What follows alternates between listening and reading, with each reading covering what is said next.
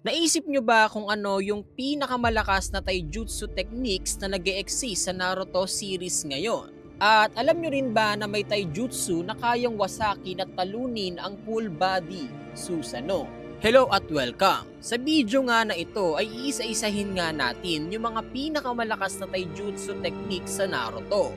Kaya naman kung bago ka pa lang sa aking channel ay mag-subscribe ka na nga dahil napakalaking tulong na nga yan para sa atin. Ang unang-una nga sa ating listahan ay ang Hyuga Clan, na kilala sa kanilang taijutsu techniques.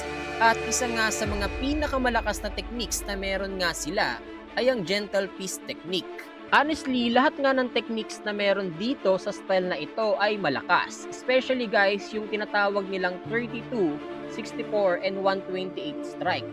At ang pinaka-pinupuntirya nga ng strike na ito ay yung mga chakra flow ng isang ninja na nakikita rin mismo ng user ng Hyuga Clan. Kaya naman kung tatamaan ka nga ng 32, 64, or either 128 strike ay for sure na mamamatay or mawawalan ka ng chakra flows sa katawan. At ang pangalawa naman sa ating listahan ay ang legendary 8 inner gates formation. Para nga ma-open itong gates na ito, ay kinakailangan nga mismo ng user na i-push ang kanilang sarili hanggang sa kanilang limitasyon. Kumbaga guys, kailangan nilang lagpasan yung mga bagay na ginagawa ng natural na tao. At lagpasan pa yon para mabuksan nga ang mas marami pang gates. At kung malalagpasan mo nga at mabubuksan mo yung pinakamaraming gates at final gates, congrats, ito nga yung tinatawag na Night Guy, na napakalakas at napakabilis. At even though si Madara Uchiha guys ay halos matalo nga niya that time, dahil nga yan sa kanyang napakalakas sa taijutsu techniques. At lalong-lalo na nga yung huling sipa na pinakawalan ni Guy na tumama kay Madara, na for sure napakalakas nga talaga nun. Dahil conspiracy ko nga lang guys, kung hindi injured si Guy nun, for sure mas malala pa yung aabutin ni Madara. But anyways guys, ang pangatlo naman sa ating listahan ay si Kimimaro. Well, kilala naman natin itong si Kimimaro na isa sa mga alagad ni Orochimaru. At nakita nga natin siya sa mga huling part ng Sasuke Retrieval Arc, na kung saan nakipaglaban nga siya sa lasing na Rock Lee at kalaunan nga ay kay Gaara. Pero itong si Kimimaro guys ay isa sa mga pinakamalakas na taijutsu user dito sa Naruto series. Well, baka hindi nyo pa alam yan. At meron nga din siyang Kekkei Genkai, na kung tawagin nga ito ay Shikutsumiku, na ang kahulugan nga ay Dead Bone Pulse. Ito nga ay kaya niyang manipulahin ang kanyang sariling skeletal sa laban. Kaya nga din niyang gawing weapon or gawing shield yung mga buto niya or armor. At kaya nga din niyang patubuin agad yung kanyang mga buto or gawing sobrang napakatigas.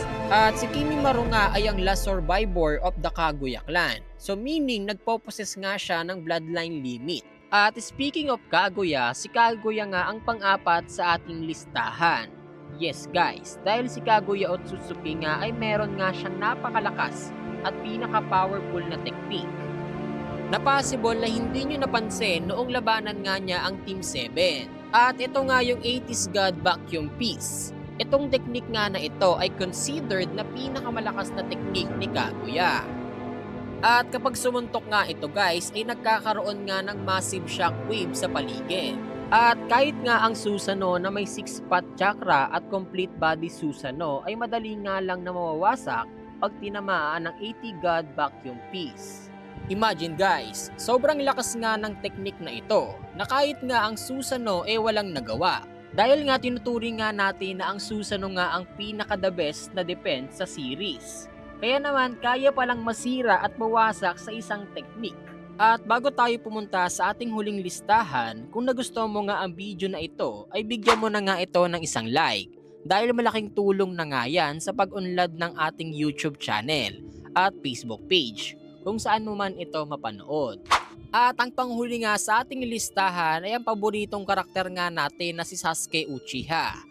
Well, I think napansin nyo sa mga labanan ay sobrang napakabilis nga ni Sasuke, na kayang-kaya nga niyang makipagsabayan kay Naruto in terms of speed. Pero nagtaka ba kayo kung ano nga ba yung ginagamit niyang technique para nga bumilis si Sasuke? At ito nga yung kanyang lightning flicker technique or body flicker technique na mas pinalakas pa nga ng kanyang lightning technique. At ito nga yung technique na nagkikreate ng speed bliss. Dahil nga sa marunong gumamit ng lightning chakra itong si Sasuke, ginamit nga niya ang lightning style para mapabilis nga ang kanyang movement into high-speed movement na parang nagte-teleport nga siya sa sobrang bilis. Na kahit nga ang pinakamabilis na kalaban ay kaya nga niyang sabayan. Kaya naman, noong labanan nga nila si Momoshiki, 'di ba guys, parang nagtataka at nababaliw nga si Momoshiki dahil nasasabayan nga ni Sasuke at Naruto yung bilis niya. Dahil nga sobrang napakabilis nga naman kasi talaga ng mga galawan ni Sasuke at Naruto that time. At meron pa nga rin siya mga multiple